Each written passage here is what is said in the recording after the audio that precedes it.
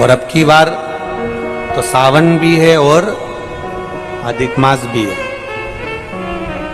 प्रत्येक वर्ष का नियम है, सावन की शिवरात्रि पर ऑनलाइन अभिषेक करते हो आप लोग सब ऑनलाइन अभिषेक। अब की बार 2 अभिषेक रहेंगे, एक सावन की शिवरात्रि का रहेगा और एक अधिक मास भी जो 3 साल में पड़ता है उसकी भी शिवरात्रि का रहेगा। 2 अभिषेक ऑनलाइन पड़ जाएंगे अब की बार, एक सावन की शिवरात्रि का और एक अधिक मास की शिवरात्रि का। क्योंकि अधिक मास की शिवरात्रि का एक बहुत अच्छा नियम है, अगर बना सको तो करिएगा। अधिक मास में जो शिवरात्रि आए प्रयास करना, अगर छोटी सी भी गुमठी लेकर बैठे हो, ठेला लगा रहे हो, व्यापार नहीं चल रहा, धन की कमी हो, पैसा नहीं हो, बहुत हताश हो गए हो, टेंशन में जिंदगी जी रहे हो, तो अधिक मास की शिवरात्रि मत छोड़ना। 5 दिए अधिक मास की शिवरात्रि पर जरूर लगाना। पहला शंकर मंदिर के द्वार पर, मतलब शिव मंदिर के बाहर। दूसरा बेलपत्री के वृक्ष के नीचे। तीसरा आंवले के वृक्ष के नीचे। चौथा नदी का घाट या कुएं का घाट या तालाब का घाट या सरोवर का घाट या आपके घर में कोई पानी का हंडा हो उसके पास में। और 5वां अपने दरवाजे की चौखट पर राइट हैंड में दिया अवश्य लगाएं। ये अधिक मास की शिवरात्रि पर जरूर करना। जिंदगी में कितना भी धक्का खा रहे हो गए, भगवान हाथ पकड़कर खींचकर बाहर कर ही देगा। शिव तत्व को जानो। अभी क्या चल रहा है? सावन। हमने पहले कथाओं में कहा, आप लोगों ने स्मरण में रखा होगा। सब्सक्राइब बालाजी के भजन। 12 महीने शंकर जी को 1 लोटा जल चढ़ाओ, पर सावन के महीने में शंकर जी को जम के बोलो जरा, 2 लोटा जल चढ़ाओ। इस पुष्कर की ब्रह्मा शिव महापुराण की कथा का स्मरण करिएगा, थोड़ा सा ध्यान दीजिएगा। जैसे ये शिवलिंग है, ये जलाधारी है, ये यहां से जल नीचे जा रहा है। जलाधारी का जो मुख होता है वो उत्तर की ओर हो जाता है, ठीक है, समझिएगा जरा। अब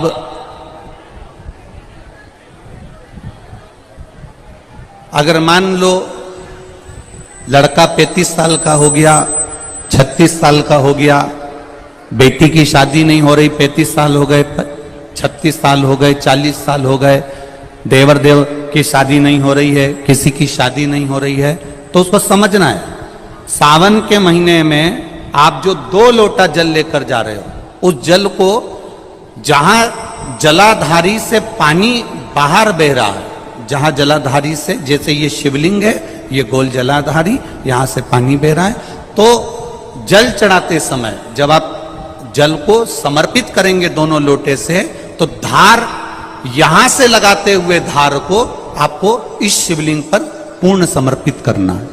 कहां से चालू करेंगे? ये जलाधारी जो बनी हुई है अशोक सुंदरी का स्थान। किसके स्थान से? अशोक सुंदरी के स्थान से। अगर लड़के की शादी, लड़की की शादी ना हो रही हो, 35 साल, 40 साल, 42 साल के हो गए, विवाह का कोई योग ही नहीं बन रहा, 28 साल, 30 साल हो गए, बहुत प्रयास कर लिए, तो एक सावन के महीने का नियम, 2 लोटे जल लेकर देवाधिदेव महादेव के सामने जाइए। यहां अशोक सुंदरी वाली जगह से दोनों धार एक साथ चढ़ाना प्रारंभ करिए और करते करते वो धार शंकर भगवान के शिवलिंग पर ले जाकर छोड़ दीजिए। ये सावन के महीने के अगर आपने मात्र 7 दिन भी लगातार अगर ये धार आपने चढ़ा ली है, तो देवाधिदेव महादेव की कृपा से 3-4 महीने में सूचना आपको प्राप्त हो ही जाती है। 12 महीने 1 लोटा जल चढ़ाइए, संपूर्ण 12 महीना 1 लोटा जल चढ़ाओ। पर जब सावन का महीना आए तो अपने हाथ में 2 लोटे होना चाहिए। भले 1 लोटे के ऊपर दूसरा लोटा रख के लेके जाओ, मंदिर में जाओ, अंदर पहुंच जाओ, दोनों लोटों को हाथ में ले और दोनों की धार एक साथ मेरे देव अधिदेव महादेव को समर्पित करो। दोनों की धार अशोक सुंदरी वाली जगह से जल चढ़ाया जाए सावन में, वो विवाह के लिए है। लग रहा है कोई बीमारी अपने शरीर में आने वाली है, डॉक्टर को दिखाने जाऊंगी, कोई तकलीफ बड़ी आने वाली है, कोई बड़ा रोग इस शरीर में ना आए, तो श्रावण के महीने में 3 जगह पर बेलपत्र, एक अशोक सुंदरी वाली जगह पर जिसकी डंडी का मुख जहां से पानी बहता है वहां रहे, बहुत ध्यान से सुनना। दूसरी बेलपत्र माता पार्वती जी का हस्त कमल जो जलाधारी है वहां, उसका डंडी का मुख अपनी ओर। तीसरी बेलपत्र शिवलिंग के ऊपर जिसका डंडी का मुख तुम जहां बैठे हो उससे ठीक विपरीत हो। अगर आप यहां बैठे हो तो डंडी का मुख उधर हो, आप यहां बैठे हो तो डंडी का मुख उधर हो, अपने विपरीत में डंडी का मुख हो। बेलपत्र चढ़ा देने के बाद 2 हाथ में जो तुम्हारे जल का पात्र है उसको बाबा को धीरे धीरे तीनों स्थान पर धार थोड़ी थोड़ी चढ़ाई है और फिर बाबा का आचमन कर कर आई है। कोई जिंदगी में बड़ी बीमारी निकलेगी ही नहीं, बाबा स्वस्थ रखेगा। ये श्रेष्ठता। अगर मान लो संतान का सुख नहीं है, संतान का सुख नहीं है, 20 साल हो गए, 25 साल हो गए, 30 साल हो गए,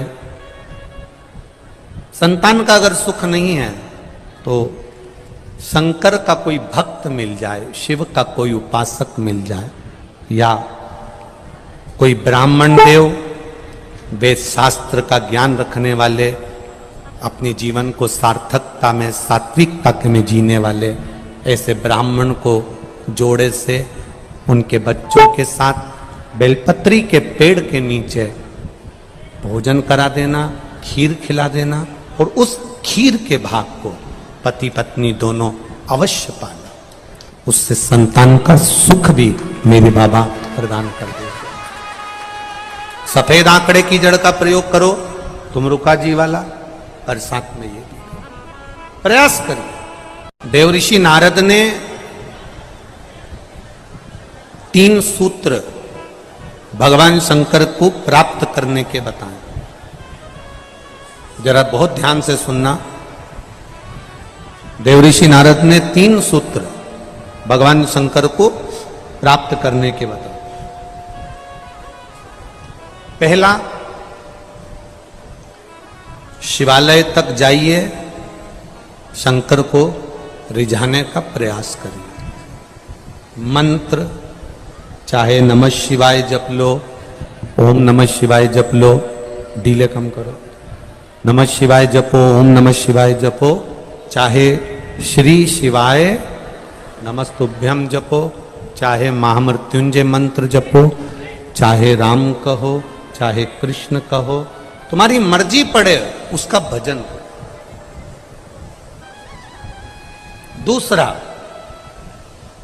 कहीं अगर मौका मिल जाए, चाहे वो टीवी के सामने मिल रहा हो, मोबाइल पर मिल रहा हो, चाहे तुम्हारे नजदीक में कहीं शिव महापुराण की कथा हो रही हो, पंडाल में बैठकर या टीवी के मध्य बैठकर या मोबाइल के सम्मुख या टीवी के सम्मुख बैठकर शिव महापुराण की कथा को सुनो। सुनना ही केवल नहीं है, सुनकर उसको अपनी जिंदगी में उतारना भी है, सुनकर अपने जीवन में उतारना।